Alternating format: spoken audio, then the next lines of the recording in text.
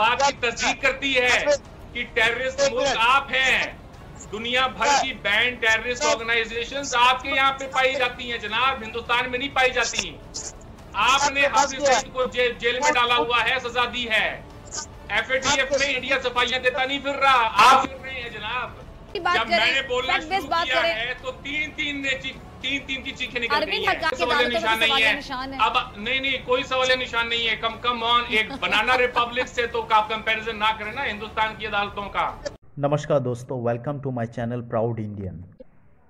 दोस्तों, हाल ही में जो हमारे इंडियन आर्मी ने 4 पाकिस्तान मुल्क के दहशतगर्द को जम्मू में 72 हुर के पास पहुंचा दिया, उस पे पाकिस्तान के नंबर 1 एंकर फिज़ा खान डिबेट कर रहा है। इंडियन जर्नलिस्ट अरविंद सहारनपुर ने फिज़ा खान और दूसरे पाकिस्तान मुल्क के पार्टिसिपेंट की बोलती बंद कर दी।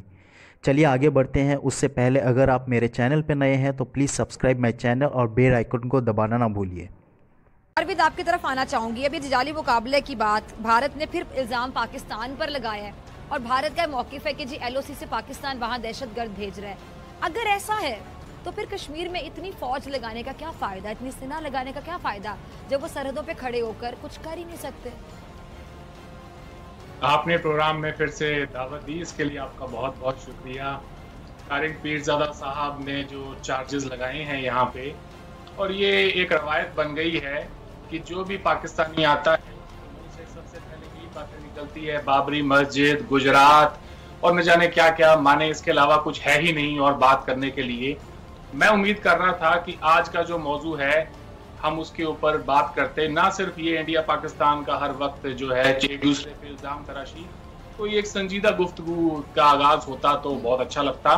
खैर, एक गुजरात का वाकया है जिसको मुसलमान बार बार बोलते रहते हैं। मोदी साहब को हमारे अरविंद, मैं आपकी बात काट रही हूँ, संजीदा गुफ्तगू का मुतालबा कर रहे हैं और आपके यहाँ से हर वक्त झूठ बोला जाता है। आप मुझे पता है हर वक्त झूठ बोला जाता है। अब ये झूठी जो स्ट्राइक्स के दावे, तो संजीदगी तो भारत में नहीं है, क्या भूल गई है आपने? चलिए आप प्लीज कंटिन्यू कीजिए जी, आप अपनी बात। आपने बात तब तो नहीं काटी जब तारिक पीरजादा साहब बोल रहे थे। जब मैं ही बोल रहा होता हूँ तभी बात काटनी होती है। आपको बात ना काटें, पहले सुने, जो सुनने की थोड़ा हौसला रखें, सब्र रखें, आपको पूरा मौका मिलेगा। आप ही का शो है जी, मेरा नहीं है। ठीक है जी, चलें जी, बड़ा सब्र है हमारे हमें। चलें आप सुनाइए, हम सुनते हैं, लेकिन झूठ तो ना बोले, गलत बात ना करें। नहीं झूठ नहीं है वो, आपको लगता है झूठ है, झूठ ऐसा बिल्कुल नहीं है। तो एक नाथूराम गोडसे, एक गुजरात पर आपकी सुई अटकी हुई है 70-72 सालों से, उसके आगे जाने के लिए तैयार नहीं है। आपने मेरे सवाल का तो जवाब नहीं दिया ना अरविंद। आप पता नहीं कहाँ तक खुद कहाँ चले गए। संजीदगी की बातें आप कर रहे हैं, आप मेरे इंट्रो के बारे में बात कर रहे हैं, तारिक साहब के बारे में बात कर रहे हैं कि उनकी जो गुफ्तगू है उसमें से आपको संजीदा गुफ्तगू नजर नहीं आई। तो मैंने जो आपसे सवाल पूछा कि क्यों झूठे इल्जाम लगाता है भारत पाकिस्तान पे, क्यों जाली मुकाबले करके पाकिस्तान पे इल्जाम लगाने की कोशिश करता है, मेरे सवाल का जवाब दे देना, आप बात को घुमाए ना। मैं आपके सवाल की तरफ ही आ रहा हूँ। मुझे थोड़ा सा तो मुझे भी तरमीम बांधने दे। उन्होंने भी आपने सवाल क्या पूछा था और वो गुजरात और बाबरी मस्जिद पे चले गए, तो मुझे भी हक है, मुझे भी हक है उसको रिस्पॉन्ड करने का। अगर तारिक पीरजादा साहब ने इस वाकये पे बात की होती तो मैं उसी पर आता, लेकिन पहले आपने जो कहा है मैं उसका जवाब देता। एक बाबरी मस्जिद है जिसका आप बार बार जिक्र करते रहते हैं। मैं आपको ये बता दूं, हिंदुस्तान के हिंदुओं के हर शहर के अंदर, हर मुकद्दस शहर के अंदर हमारे जो मस्जिद हैं वो मंदिरों के बराबर शाना बशाना खड़ी हैं। अब हमारा ये मुतालबा रहा है कि भगवान श्री राम की पैदाइश अयोध्या में हुई है, उस बाबरी मस्जिद के नीचे हुई है, तो एक ही जगह पे राम पैदा हो सकते हैं। हिंदुस्तान की हर मसाजिद के नीचे से तो राम नहीं पैदा हो सकते थे। तो मुसलमानों को चाहिए था कि वो गंगा जमुना तहजीब के चलते और हिंदुओं को वो जगह दे देते। अगर मसला होता आपके यहाँ पर तो आपने तो मौका भी नहीं देना था, ना कोई मुकदमा होता, ना ही कोई अदालत लगती, आपने फैसला ऑन द स्पॉट करना था, जैसा 47 में आपने किया। अब आ जाते हैं मोदी साहब पे, तो मोदी साहब को हमारे कोर्ट्स ने बिल्कुल उनको हर जो आपने इल्जाम लगाया उससे बरी किया है। अब बार बार एक जो घिसा पिटा रिकॉर्ड बजाने का कोई मतलब नहीं बनता।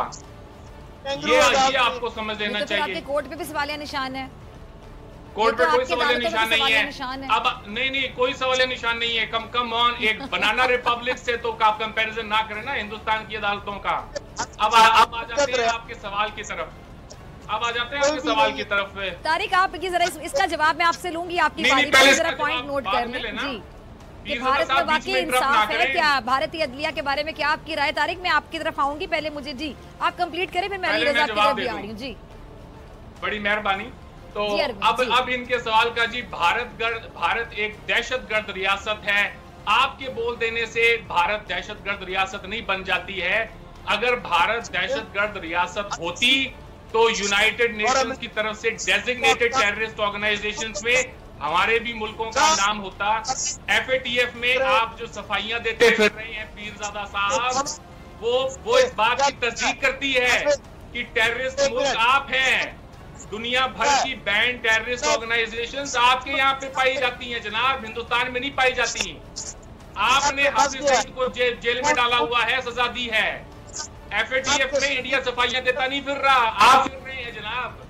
तो आप ये बड़ा कन्वीनियंट है, मे भी पब्लिक कंजम्पशन के लिए आप बोल दें, मगर कुछ सुनने वाला है नहीं इन बातों को जी। ये प्रोपेगेंडा है भारतीय अफवाज का। जरा मुझे इस बात प्रोपेगेंडा तो प्रोपेगेंडा तब है पीरजादा साहब जब आप, मैंने बोलना क्या शुरू किया, आपसे तो बर्दाश्त तक नहीं हुआ कि बंदा बोल क्या रहा है, हैं?